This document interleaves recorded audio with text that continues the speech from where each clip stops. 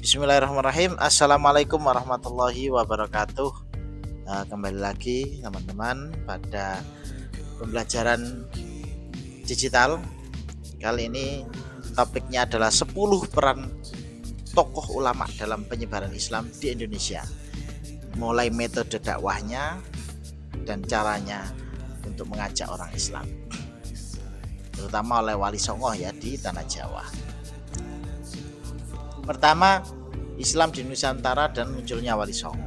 Jadi Islam masuk itu abad ke-7 hingga ke-13, membawa pengaruh budaya dan agama dari Timur Tengah. Ada yang bilang lewat perdagangan, ada lewat pernikahan, banyak versi. Cuma kita lagi tidak membahas jalur masuknya seperti apa ya. Makanya sekitar abad 7-13. Nanti ada topik sendiri untuk membahas awal mula Islam masuk di Indonesia. Cuma topik kita tidak itu ya. Berikutnya pendekatan awal.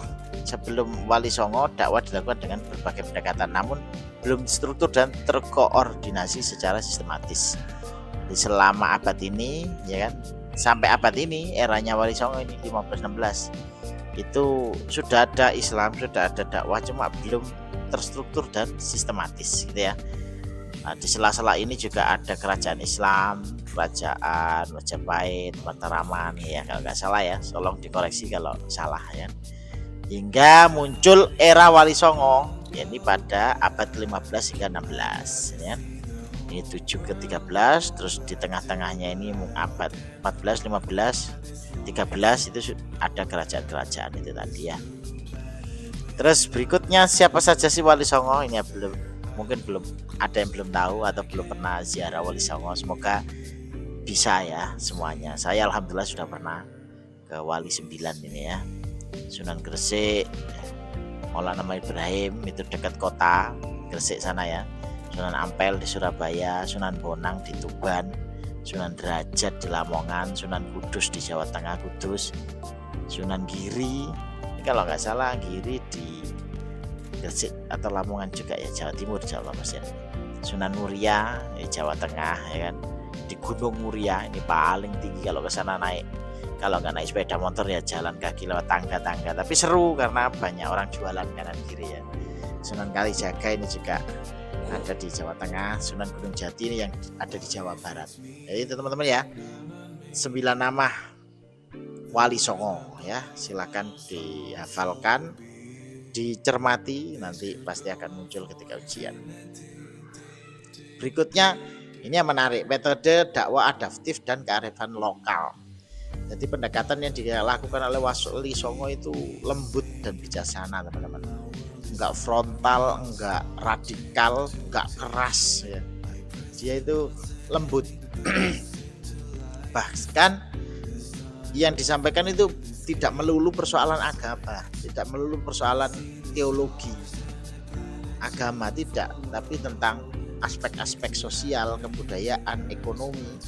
Bahkan kalau kita sering dengar itu Sunan yang di Tuban, Sunan Bonang ya, dengan karawitannya itu, jadi memang mengakulturasi, menjadikan budaya-budaya lokal itu bernilai agama. Itu yang kemudian dakwahnya terkenal sangat ampuh untuk menggaet atau merekrut umat-umat Islam pada saat itu, termasuk yang ditinggalkan ada tahlilan 7 harian, 40 harian gitu kan, 100 hari, haul dan seterusnya itu ya. Nah, ini peran Sunan Gresik ya, ini saya ambil beberapa saja, tidak semuanya ya. Pengobatan, pertanian, masjid, pesantren. Jadi ini yang menarik, pesantren itu memang pendidikan yang usianya lama banget. Kalau SMA negeri, SMK negeri atau SMK unggulan ini ya, itu model-model pendidikan baru zaman Belanda. Tapi kalau pendidikan yang umurnya panjang itu ya pesantren ini, yang ya mau pendidikan nasional ganti-ganti kurikulum, pesantren tetap kokoh di tengah-tengah terjangan itu semuanya ya. Nah, berikutnya Sunan Ampel yang di Surabaya ini kan, ilmu pengetahuan. Nah, banyak generasi ulama yang keturunan beliau. Ini saya kira makam yang paling ramai di Jawa Timur ya makam Sunan Ampel ini ya, yang tidak pernah sepi dari pengunjung. Barokahnya meskipun beliau sudah meninggal tapi masih bisa menghidupi ratusan bahkan ribuan orang UMKM di sekitar makam Mbah Sunan Ampel ini ya. Yang belum pernah ke sana silahkan diagendakan ya untuk sowan pada Mbah Sunan Ampel. Berikutnya Sunan Kalijaga, ya kan? Metode kesenian tradisional, ya kan? Wayang kulit, gamelan sebagai media dakwah. Di Arab Saudi nggak ada teman-teman, ya. Wayang kulit, gamelan nggak ada di sana, adanya di Indonesia. Dan diakulturasi oleh para wali supaya ada nilai-nilai keagamaan di sana. Itu ya. Ini Sunan Kudus dengan menaranya itu yang ikonik gitu ya. Arsitektur perpaduan membangun Masjid Menara Kudus dengan arsitek perpaduan Hindu, Buddha dan Islam. Ya.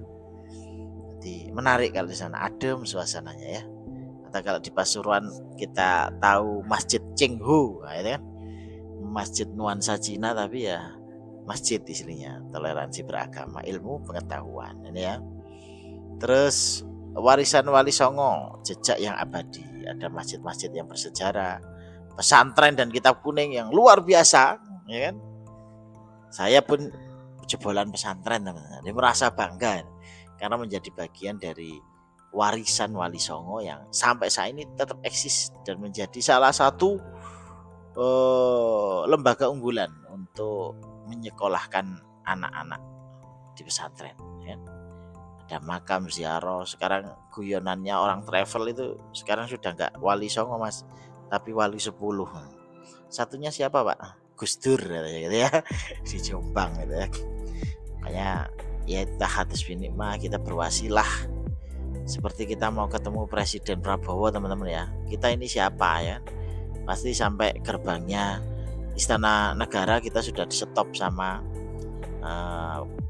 keamanannya. Tapi kalau kita punya wasilah, punya kenalan, katakanlah kita punya saudara di Jakarta dan saudara kita ini teman akrabnya Mayor Teddy, ya kan? Sehingga sama Mayor Teddy dijadwalkan ketemu presiden karena mau menyampaikan aspirasi ini dan ini. Nah itu bisa ya.